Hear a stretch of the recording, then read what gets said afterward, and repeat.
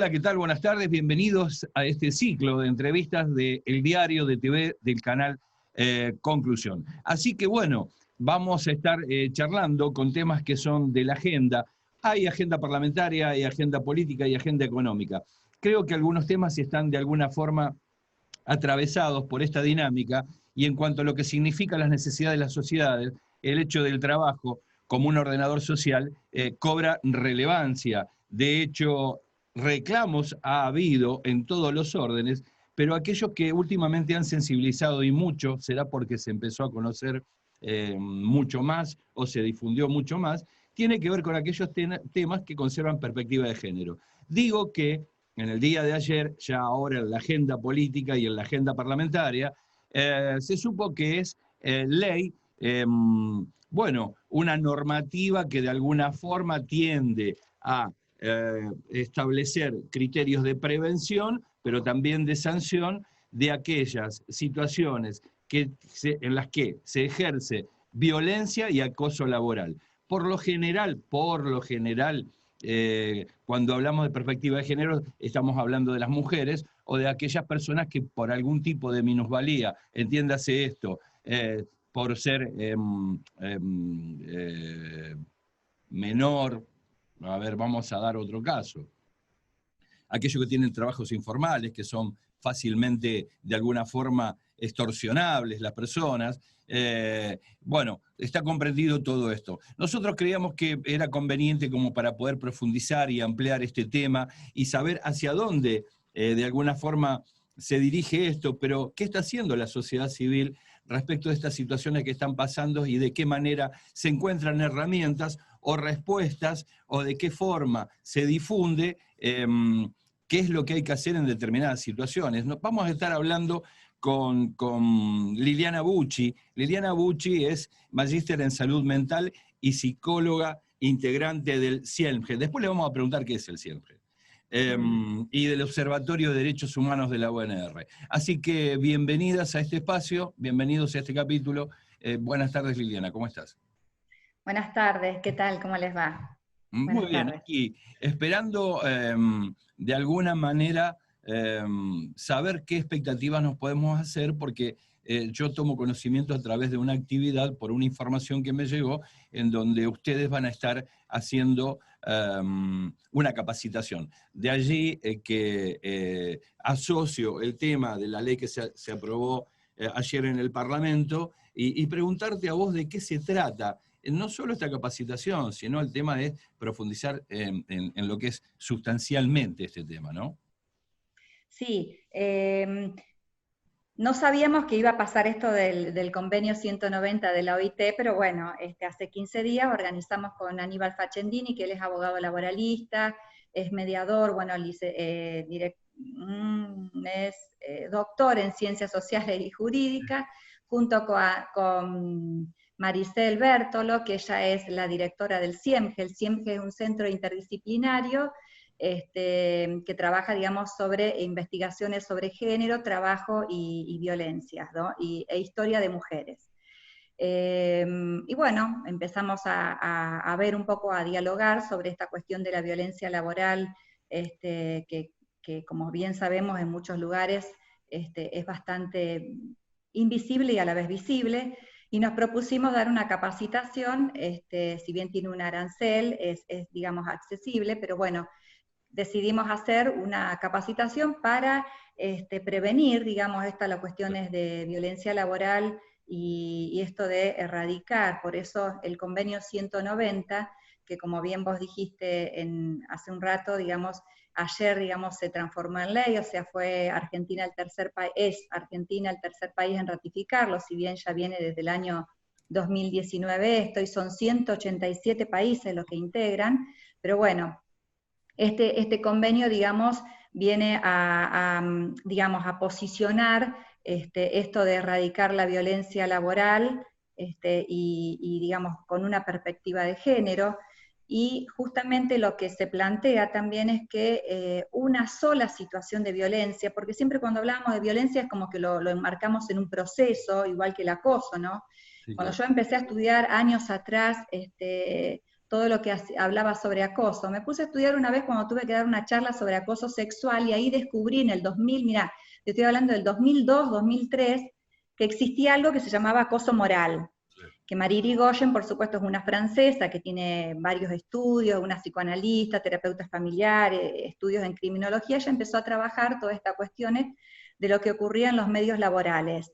En Francia, digamos, lo llaman acoso moral, nosotros lo hablamos como, o sea, en castellano hablamos de acoso psicológico, porque un acoso moral es contradictorio, es como que en todo caso sería acoso amoral.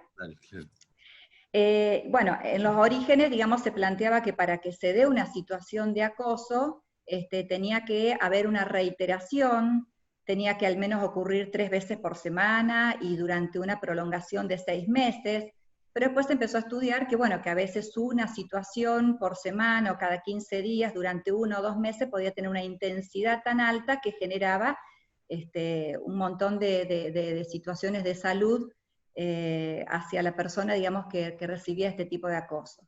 Entonces el convenio 190 viene a posicionarlo como que una situación de acoso o de violencia ya es considerado, de lo cual hay que trabajarlo y ya hay que hacer un llamado de atención, bueno, sanciones y todo lo que correspondería. Cuando hablamos, digamos, yo para definir un poco, hacer un encuadre de estas situaciones, se habla de mobbing, cuando nosotros hablamos de acoso psicológico, lo enmarcamos en distintos medios, ¿no? Uno puede hablar de acoso psicológico en la pareja, en la familia, entre amigos, en distintos entornos, en distintas áreas de la vida de una persona. Cuando hablamos de mobbing, hablamos del acoso psicológico en el entorno laboral. Y cuando hablamos de mobbing, no solamente estamos hablando de 2 personas, una persona hostigadora o acosadora y una persona acosada, sino que hablamos de ya una cuestión grupal. O sea, no estamos hablando de uno contra otro, sino que ya hay una participación grupal. ¿Por qué? Porque en un medio laboral, por ejemplo, una persona puede ensañarse o puede ponerla en el blanco a otra persona, digamos, pero en un determinado momento hace partícipe al grupo, ¿no? Es como decir, yo soy una persona acosadora y por X motivos, un conflicto que no lo terminamos de solucionar, unas situaciones de celos, una situación de disparidad, de envidia, de lo que fuere, digamos, acoso a alguien, entonces arremeto, digamos, un día te humillo, otro día te ninguneo, otro día te descalifico, y voy haciendo, digamos, lo que voy haciendo es desestabilizándote. O sea, ¿qué quiere decir? Como que te voy, digamos, minando tus defensas, ¿no? Voy anestesiándote, voy debilitándote de una manera para que vos quedes en un momento hasta aislado, y las personas, digamos, que están alrededor van a empezar a ver eso, como que la persona se aísla, que todo el tiempo está triste, que va al baño a llorar, y esto es lo paradójico, ¿no? En realidad, quien hostiga, quien acosa a la persona elegida como el blanco, lo que quiere es, a través de esta hostilidad, lo que quiere es que la otra persona termine yéndose del lugar. O sea, por eso se habla de acoso psicológico, laboral o mobbing, como una cuestión, digamos, una comunicación hostil, una comunicación ensañosa, una comunicación cinética, en lo que se quiere es destruir, devastar, minar la resistencia de la otra persona para que se vaya. Pero no solamente es una contra otra persona, sino que eso también genera, no solamente debilita la integridad psicofísica de la otra persona, sino que también genera, digamos, peligro y a la vez degrada el ambiente laboral, porque vos te imaginás que cuando un trabajador acosa a otro, el resto que tiene que participar o ser testigo de esa situación tampoco es un entorno, digamos, agradable o funcional. Es un cómplice no queriéndolo ser, digamos, e incluso angustiándose, porque no creo que cualquiera participe de cualquier hecho de violencia de esta naturaleza con completa normalidad, ¿no? Por eso una de las cuestiones, digamos, que siempre se apunta en esta capacitación es justamente que hay, ¿por qué? Porque se habla de que cuando una situación ocurre de acoso, no es que solamente tenga que estar la persona acosadora, sino que tiene que estar la institución, la empresa, la organización que permita eso, porque yo puedo ser un hostigador, pero si no hay alguien que me habilita, cancelo esa forma de desarrollar, digamos, la tiranía entre los trabajadores. Por eso se trabaja mucho, digamos, con el área de recursos humanos o potencial humano o el área, digamos, de personal, que es un poco el nexo que va viendo cómo funcionan los trabajadores entre sí, ¿no? Claro. Por eso se le dan capacitaciones a estos grupos. El mobbing en sí, si vamos a decir que es lo que se llama un riesgo laboral psicofísico. ¿Por qué se llama riesgo laboral psicofísico? Porque años atrás, muchos años atrás, uno cuando hablaba de riesgos laborales, ¿qué decía? El albañil o digamos, la persona que no usaba el arnés o que no usaba el casco, que no usaba determinado instrumento, digamos, que lo resguarde de ciertos riesgos, de ciertos daños. Sí. Después se empezó a ver que no era solamente en determinados entornos, o en determinados entornos laborales que ocurría, sino que desde lo intelectual, desde otros medios, también empezaba a darse el mobbing, el acoso discriminatorio, el burnout, ¿qué más? El karoshi, el estrés laboral, digamos, todo esto se empezó a ver como que son riesgos laborales, o sea, a partir de que hay un disfuncionamiento en una organización laboral. Por ejemplo, si yo tengo 5 empleados y porque tengo un favoritismo con una persona y le doy trabajo al otro empleado, estoy de alguna manera desorganizándolo y a través estoy generando una sobreexigencia en un trabajador y en el otro, digamos, un complacer, digamos. Claro. Todo esto, digamos, se va midiendo dentro de las organizaciones para que haya, digamos, una habilitación en que cada trabajador pueda funcionar de una manera adecuada, sin, digamos, esta sobreexigencia que termina siendo como dice María Irigoyen, ¿no? Cuando se persigue o se sobreexige a un trabajador, es un trabajador desperdiciado, digamos, como que estás acosándolo, estás atacándolo, y eso en muchos lugares, digamos, tiene una deficiencia en las empresas. Claro, y acá respondo esta situación. A veces también hay sujetos que están al frente de determinadas responsabilidades que tienen patologías severas. Si uno se pone a mirar también, o porque uno se preguntaría, ¿por qué es tan sencillo o qué le cabe a esa persona como para que haciendo eso sienta determinado grado de placer o regocijo? No lo sé. Pues no creo que en realidad, ¿no? Claro, en realidad el placer está puesto en devastar a la otra persona para quitarla del medio, pero casi siempre hay un sentido para eso.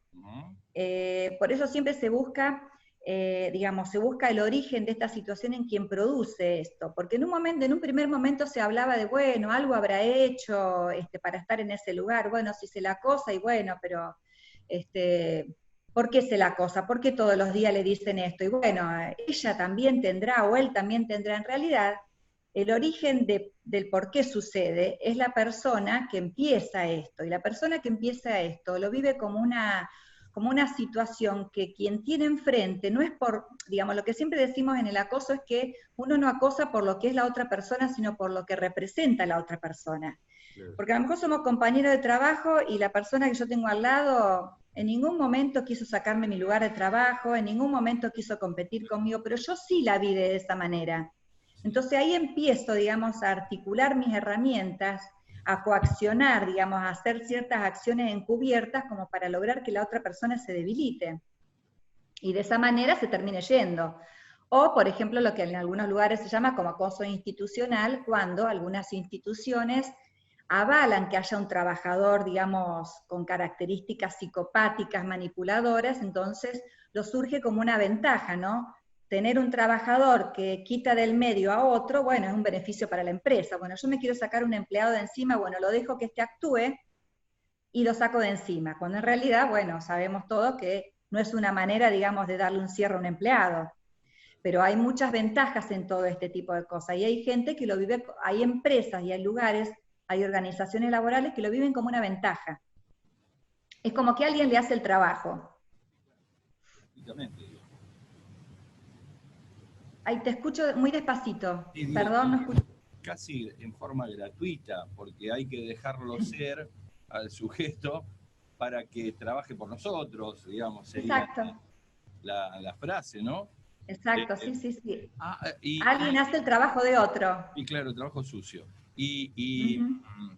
y dígame, a ver, esto en términos, no voy a decir que me dé porcentaje, porque no es necesario tener una estadística, aunque seguramente tendrá usted una mirada general respecto de cuánto tiempo hace que se viene produciendo esto, o que se pudo tener un registro un poco más terminado, más exacto, eh, y qué es lo que usted advirtió desde esa primera referencia al día de la fecha.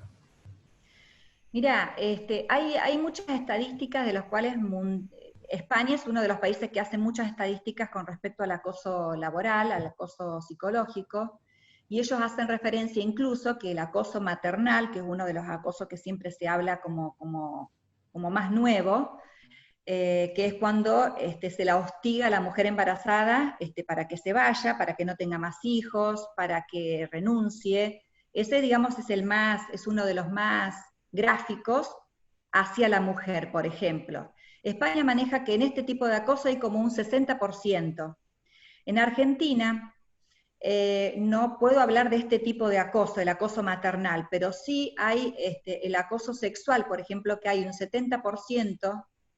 Por ejemplo, el INADI hace referencia a que un alto porcentaje de denuncias que se hacen es en relación a lo laboral, y el acoso sexual es uno de los que más tiene en cuenta, tanto el acoso sexual como el acoso psicológico. El acoso psicológico le seguiría, pero el acoso sexual es uno de los más, es como decirlo, un 70% de las denuncias que se hacen, y sabemos que no todo se denuncia, o sea que sabemos que hay mucho más Sí, por claro, detrás.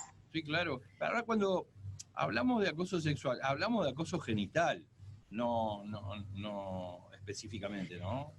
En realidad, cuando uno habla de acoso sexual, habla Sí, desde insinuaciones, desde avances. Hay en muchos lugares, digamos que hay una cuestión de chistes agresivos, cargadas con el cuerpo, en algunos casos puede ser con la orientación sexual. O sea, no lo graficaríamos como desde lo genital, ah, pero sí, digamos, a lo mejor desde el modo de vestir, o sea, diferentes situaciones que lleven a que la otra persona se sienta incomodada.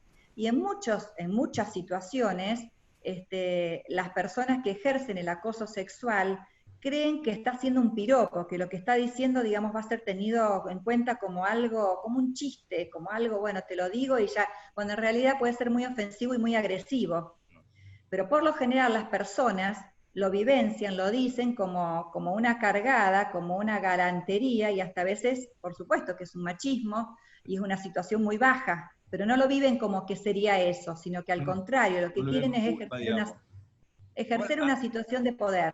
claro, ¿y a qué se debe esto? Em, Porque parece, a ver, le pregunto porque parece ser como que, eh, digamos, se había instalado una costumbre, había una forma social de vincularse y relacionarse, en el cual estaba convalidado incluso hasta dentro del marco de lo que uno podía ver en una reunión familiar de un domingo, cuando eran muchos, que estas cosas pasaban, sin embargo se vivían con completa naturalidad, hasta por las mujeres, digamos, tampoco se decían guasadas. Ahora, lo que yo le quiero preguntar es, ¿cómo de a poco esto se pudo ir discerniendo, ir corriendo y llegar a a la elaboración de este pensamiento que es mucho más acertado, ¿no? sí, en realidad se fue corriendo porque, como bien vos decís, digamos, en muchos entornos era muy común o se Pero, trabajaba con cierta naturalidad, digamos, que a lo mejor el abuelo, el tío, alguien dijera algo y todos tengan que aceptarlo. Yo creo que hoy lo que se hizo es darle lugar y escucha a lo que en realidad se dice, de lo cual eso despertó que si algo molesta o algo es ofensivo, es un acoso, no vivirlo como algo natural. claro. En muchos entornos, digamos, se vivía como que, bueno, lo que dije antes, ¿no? Como que te están cargando, te están diciendo algo y te lo tenés que aguantar, te lo tenés que bancar. Ah, sí, Sobre todo en claro, algunos, por perdón. ejemplo, en algunos entornos laborales, si alguien te decía algo y era un acoso sexual, para sostener el trabajo tenían que acceder o Sí, callarse la boca, claro. cuando en realidad todo esto debería ser denunciado. Pero hay Claro. tanto poder en la otra persona que eso hace, digamos, que tengan temor y que se pierdan. Por eso hablo de esto de lo que se denuncia y lo que no se denuncia. Hay un montón de situaciones de acoso sexual que no son denunciadas porque todavía, cuando alguien denuncia una situación de acoso laboral, acoso sexual en el trabajo, después las hacen sentir tan culpables a estas personas que después hasta se sienten inhabilitadas para conseguir otro trabajo. Y es más, si no hay un sostenimiento terapéutico, psicológico, digamos, si no hay un lugar en donde se pudo trabajar esta situación, se persigue de tal manera a esa persona por la culpa que le generaron con el acoso sexual, que hace que esa persona en muchos lugares hasta no lo comente, no lo diga. Hay personas que renuncian a lugares de trabajo y nunca lo dijeron lo que le pasó. Hay personas que sostienen ese acoso por años, y hay otras personas que ni siquiera a su entorno familiar, ni a un padre, ni a un hermano, ni a un marido se lo dijeron. ¿Por qué? Porque el acoso sexual es el más deshonroso de todos, y es el que más, digamos, cala en lo profundo de lo traumático, lo psicológico, que hace que esta persona, digamos, la hagan sentir como culpable, provocativa, como que ella lo generó. Esa es digamos, el móvil casi siempre de los acosos sexuales, que por supuesto en muchos lugares puede iniciarse en algunos entornos laborales como acoso sexual, y cuando el acosador o la acosadora no consigue su objetivo, pase a un acoso moral o acoso psicológico. Como decir, si no obtuve de vos, digamos, como objeto sexual lo que yo quería, que accedas, bueno, entonces ante los compañeros te hago quedar mal y empiezo a alargar chismes o a decir un montón de cosas, pero ya vamos, digamos, a la humillación, a la denigración desde lo psicológico. Sí, claro. Es inepta, no sabe trabajar, tiene muchos problemas, descartémosla, no me parece adecuada para este trabajo. O sea, empiezan a acosarla psicológicamente, o sea, pasaron al otro tipo de acoso. Sí.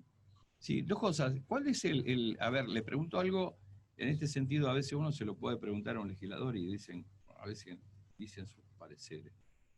El límite que existe entre una galantería y el acoso. Por ejemplo, ¿a qué se definiría galantería y a qué se le definiría acoso? Porque si de alguna forma hay una violación, digamos, de alguna forma, lo digo, de la voluntad del otro de no querer recibir un halago, ya estaríamos, aunque digamos algo bien o no sé si me explico, en este caso, es decir, apreciar algo, una imagen, una figura, es decir, también incurriríamos en esa figura. Hay un límite, estoy refiriéndome a la salud mental de las personas, no a lo que pueda decir la ley. No sé si me explico. Yo creo que toda persona que recibe, digamos, algo que genera, digamos, que hace en relación a una cualidad o a una característica apropiada en donde la persona se sienta realzada en relación a su imagen, sí, claro, puede verse como una situación agradable, aceptada, y todo lo que sería ofensivo, por supuesto que es acoso. Claro. Lo que molesta, como dicen los españoles, todo lo que molesta es acoso. Sí. Ahora, cuando en términos de relacionales y digamos de la espontaneidad, el hecho de la apreciación, digo porque, a ver, me he desenvuelto en lugares donde, por ejemplo, tiene que ver la moda, las costumbres, los cortes, los colores, las telas. Qué bárbaro que te queda, che, mirá qué bien que te cae, te queda, te hace curva, y ahí no hay una necesidad de agraviar, sino de ponderar varias cosas. Quien lo luce, cómo está cortado, cómo está hecho, qué es lo que genera una prenda, es decir, hay una cuestión de valoración de otra índole. ¿Cómo se toma en ese caso? Porque ¿cómo sabe uno qué le gusta o no al otro? Bueno, yo creo que ahí caemos en el respeto, en la sutileza y en el respeto. A lo mejor hacer alusión, digamos, a las figuras, eso puede ser también para la otra persona intencional, de lo cual eso puede generar molestia, por ejemplo. Claro. Es decir, bien, se va clarificando y lo voy diciendo en el sentido de que yo le pregunto a usted, incluso cosas que hablamos con mis amigos, no, esto no es que lo estoy inventando, hay algunas otras cosas que como le decía, cuando uno atraviesa determinados ámbitos, hay toda una terminología o toda una forma de ponderar determinado tipo de aptitudes o atributos o cosas que no tienen nada que ver con la intencionalidad del daño. Pero bueno, pero pasa en esos ámbitos, ¿no? Bien, ahora la otra pregunta, trabajando, cuando se habla de taller, y usted lo hizo mención recién, al comienzo de la charla, cuando se refería a la capacitación. Cuando hay que dar capacitación de esto, ¿a quién se da la capacitación y qué se le da de capacitación? Bueno, digamos, la tenemos a Maricel bien específico para la parte de género. Pero cuando hablamos de capacitación, digamos, uno trata de tener en cuenta, por ejemplo, esto es una capacitación abierta donde puede integrarse cualquier persona, ¿no? Lo que se trabaja justamente, lo que se menciona con techo de cristal, estas cuestiones bien específicas de género, se trabaja también lo que es el acoso sexual, lo que pueden ser los distintos tipos de acosos, lo que son los riesgos laborales psicosociales, qué es el mobbing, cómo una persona desde el lugar de delegado gremial, por ejemplo, puede participar o hacer, digamos, pasar videos, hacer desde, desde lo que sería el inicio, por ejemplo, de un protocolo para los lugares de trabajo donde se respete lo que se trabaja como modalidad para integrarse en un lugar de trabajo. Por ejemplo, en varias empresas, en varios lugares, se hacen carteles en donde se menciona qué es los distintos tipos de acoso, en donde el empleado, la empleada, digamos, va sabiendo, digamos, cuáles son los distintos procedimientos para un ambiente de trabajo armonioso, para decirlo de alguna manera, ¿no? Donde no se generen las dificultades, digamos, encubiertas, porque si bien hablamos, en todo trabajo hay conflictos, o sea, el conflicto siempre va a existir, la cuestión es que sea abierto, que la comunicación no sea una comunicación encubierta, dual, una comunicación, digamos, paradójica, ambigua, en donde la otra persona de alguna manera se siente como que le están queriendo decir algo pero no es comprensible. Por ejemplo, digo un ejemplo, ¿no? Alguien que le diga, bueno, fíjate, a lo mejor sabe a dónde se tiene que fijar la otra persona, pero dice, fíjate cómo lo hiciste. Es mucho más fácil si yo le digo, mirá, fíjate que acá pusiste tal cosa, me parece que correspondería a otra cosa. Digo, son diferentes modos de trabajar que a veces generan incidentes, pero ese tipo de incidente, por supuesto que después puede quedar encubierto, solapado, como algo subterráneo y que después en algún momento devenga en un tipo de violencia, por ejemplo.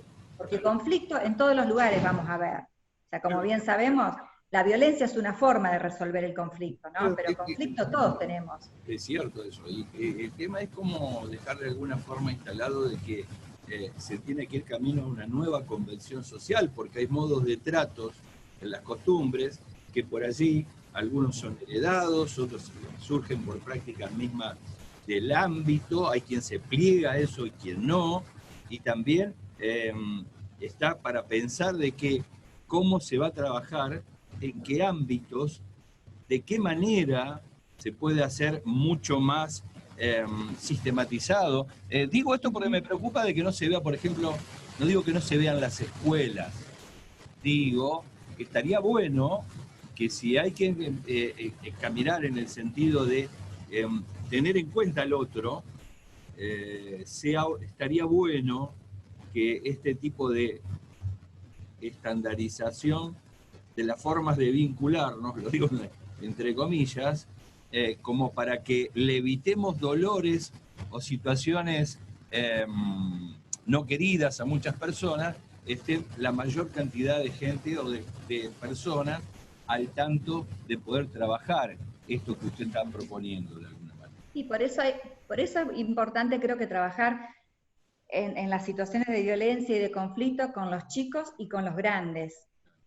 Humberto Maturana, que es un chileno que trabaja cuestiones de comunicación, él hace referencia en una de las charlas, él dijo, bueno, hay que trabajar con los adultos, no con los niños, y todos le salieron al ataque, ¿cómo? Porque todos plantean que hay que trabajar con los nenes. Y él planteaba que los nenes imitan las situaciones, entonces hay que darle a los adultos las herramientas para que ellos puedan, digamos, manejar situaciones, no desde la violencia, erradicar la violencia. Hay un libro de otro pedagogo que se llama desaprender la violencia, porque la violencia es una conducta aprendida, no es que todos nacemos violentos o que porque algunos toman alcohol se vuelven violentos, es una conducta aprendida que se aprende en el entorno familiar, por ejemplo. Entonces este chileno, Humberto Maturana, él decía que, bueno, que justamente como los niños, los chicos imitan las conductas de los adultos, van a imitar buenas prácticas si lo tenemos en cuenta, digamos, que justamente resuelvan los conflictos de una manera dialogada, de una manera hablada, de una manera centrada en otras prácticas. Y por supuesto que a veces uno plantea que, por ejemplo,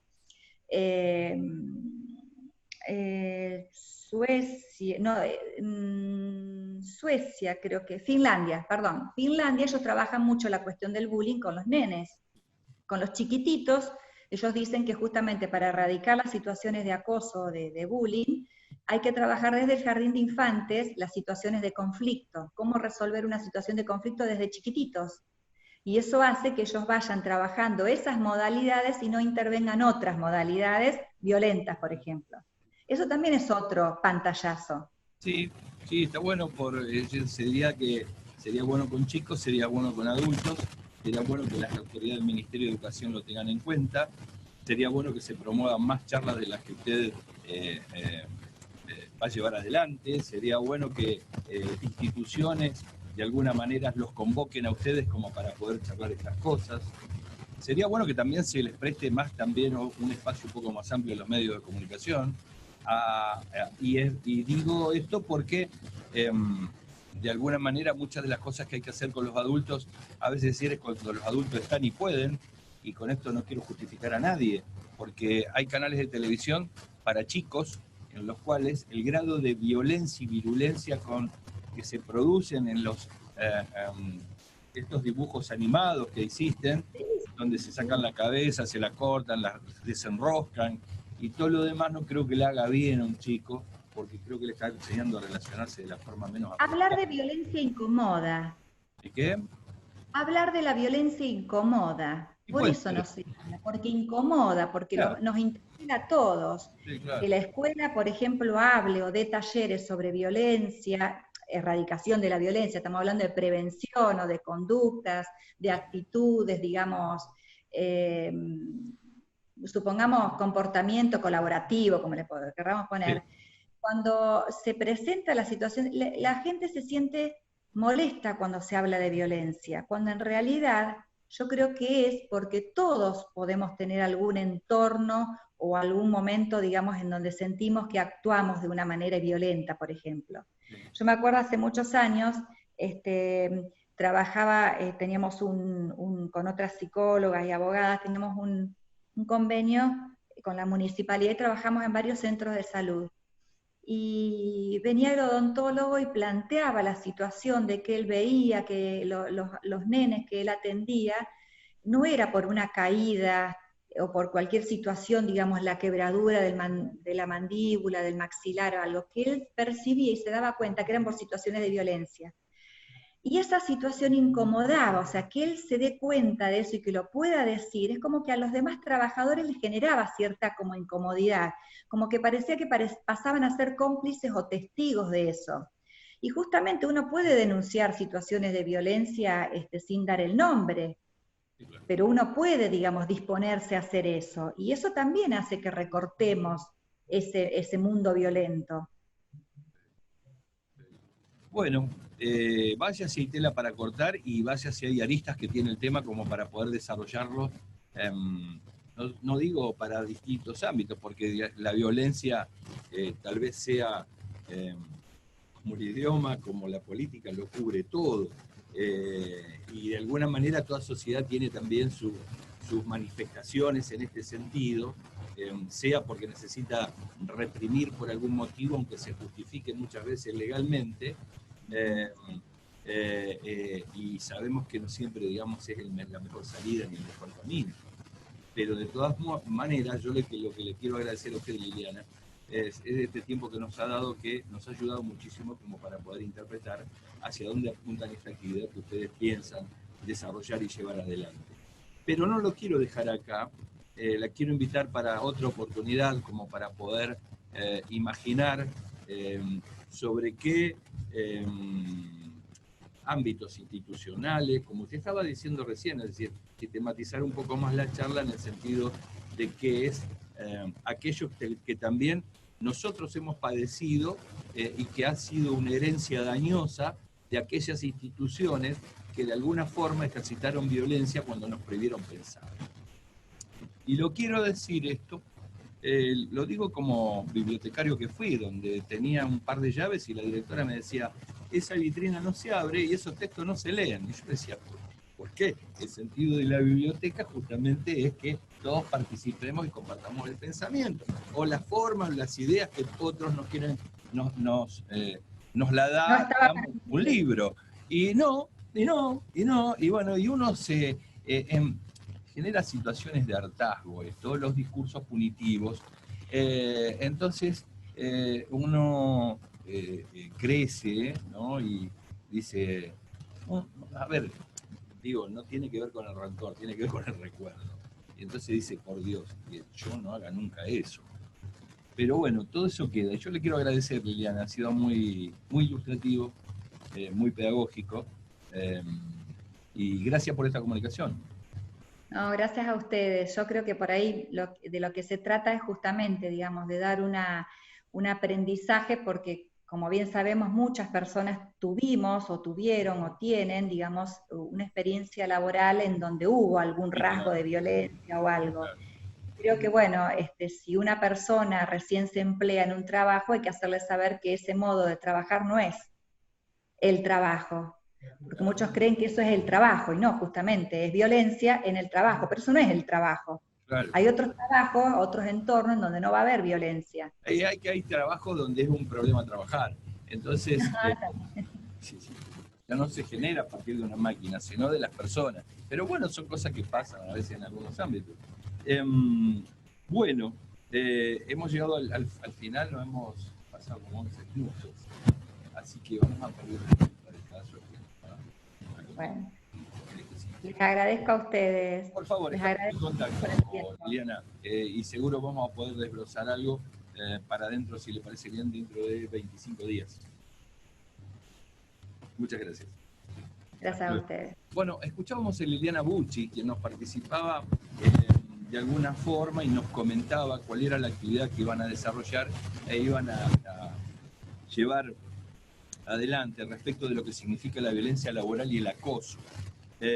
Dio algunas precisiones respecto de lo que significa o conceptualmente hacia dónde uno tendría que dirigir la mirada y el entendimiento, vamos a decirlo de esta manera, como para poder advertirnos de que hay determinados ámbitos en los cuales estas situaciones se producen cotidianamente. Hubo una ley ayer, tuvo que ver con el convenio 190 de la OIT, fue aprobado en la Cámara de Diputados, va a haber una ley, faltará la reglamentación y la promulgación de parte del Poder Ejecutivo Nacional, como para que nos enteremos y les participemos a ustedes que nos están viendo, de qué se trata. De todas maneras, vemos también de que es una materia mucho más amplia, mucho más abarcativa, y se habla de violencia en el trabajo, pero también está la violencia social, la violencia política, la violencia económica, vaya si sabrán los jubilados algo de esto. Y si bien específicamente se orienta lo que nos decía Liliana Bucci, la doctora Liliana Bucci, respecto de lo que era el ámbito laboral, no queremos perder de vista y por eso le invitamos a hacer un poco más amplia esta charla y por qué no, de alguna forma abordar que no es ni más ni menos que el devenir dentro de esta sociedad en un marco donde la violencia prácticamente les incita a las civilizaciones. Pero bueno, esto es una materia un poco más amplia. Hemos llegado hasta el final de este capítulo del ciclo de entrevistas del canal de TV del Diario Digital Conclusión. Tanto Sebastián Moreno como Aldo Batizaco te dicen que nos vemos en el próximo capítulo. Chao, buenas tardes.